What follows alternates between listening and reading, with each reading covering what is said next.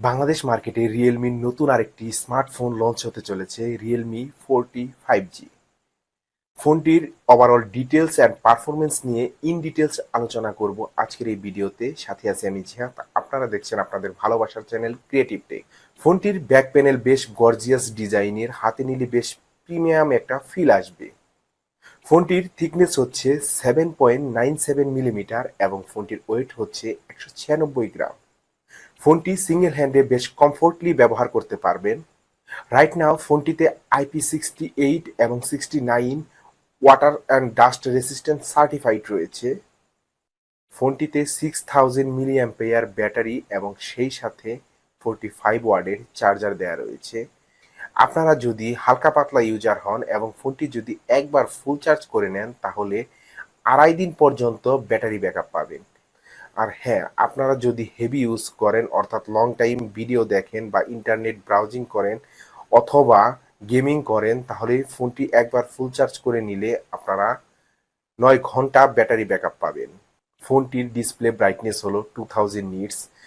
আউটডোরে ব্যবহার করতে গিয়ে কোনো প্রকার লো ব্রাইটনেস জনিত ঘাটতি দেখতে পাবেন না।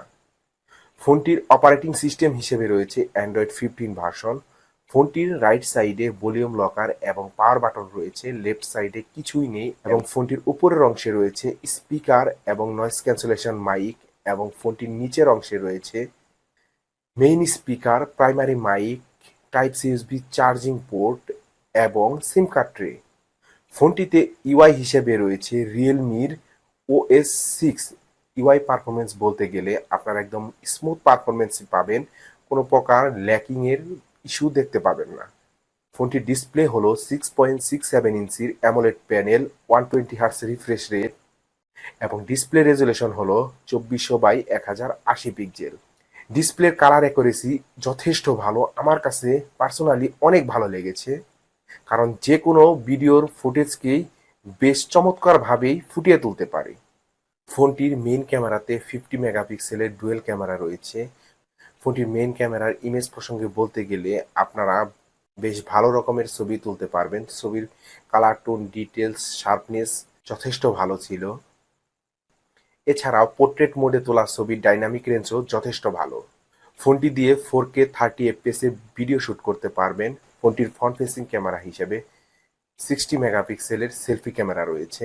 সেলফি ক্যামেরাতে তোলা ছবির পারফরমেন্স বলতে গেলে ছবির কালার, ডিটেলস, শার্পনেস অনেক ভালো ছিল। এছাড়া পোর্ট্রেট মোডেও বেশ চমৎকার রকমের ছবি তোলা যায়। ফোনটিতে স্ন্যাপড্রাগনের 6 Gen 4 প্রসেসর ব্যবহার করা হয়েছে। এটি একটি 5G প্রসেসর যার ট্রানজিস্টর সাইজ হচ্ছে 4 ন্যানোমিটার। ফোনটিতে জিপিইউ হিসেবে রয়েছে অ্যাড্রিনো 810। ফোনটিতে আপনারা 24 GB ভার্চুয়াল র্যাম ব্যবহার করার সুবিধা পাচ্ছেন। ফোনটিতে পাবজি, ফ্রি ফায়ার এছাড়া যে কোনো গেমই দুর্দান্ত লেভেলের এক্সপিরিয়েন্সই আপনারা খেলতে পারবেন। কোনো প্রকার ল্যাকিং বা হিটিংয়ের ইস্যু নেই। এখন আসি ফোনটির ভালো দিক এবং খারাপ দিক সম্পর্কে। ফোনটির খারাপ দিক সম্পর্কে বলতে গেলে প্রথমত ফোনটিতে কোনো আল্ট্রা ওয়াইড ক্যামেরা নেই। এছাড়াও ফোনটিতে ওআইএস থাকার পরেও চলন্ত অবস্থায় ভিডিও করলে কিছুটা ঝাঁকুনির ইস্যু রয়েছে। এখন আসি ফোনটির ভালো দিক সম্পর্কে। ফোনটির ভালো দিক সম্পর্কে বলতে গেলে দুর্দান্ত গেমিং করা যায়, শক্তিশালী প্রসেসর, ফাস্ট চার্জিং এবং ভার্চুয়াল 24 GB র্যাম এক্সটেনশন সুবিধা পাচ্ছেন। ওভারঅল ফোনটি আমার কাছে বেশ ভালো লেগেছে। এখন আসি ফোনটি কাদের জন্য, যারা মূলত শক্তিশালী পারফরমেন্স, উন্নত ক্যামেরা, দীর্ঘ ব্যাটারি লাইফ, মাল্টিটাস্কিং সহ মিড রেঞ্জের স্মার্টফোন খুঁজছেন, তারা মূলত ফোনটিকে চয়েস করতে পারেন। তো ভিউয়ার্স, ভিডিওটি যদি ভালো লেগে থাকে অবশ্যই একটি লাইক দেবেন এবং আপনি যদি এখন আমার চ্যানেলটি সাবস্ক্রাইব করে না রাখেন অবশ্যই সাবস্ক্রাইব করে রাখবেন ক্রিয়েটিভ টেক। আল্লাহ হাফেজ।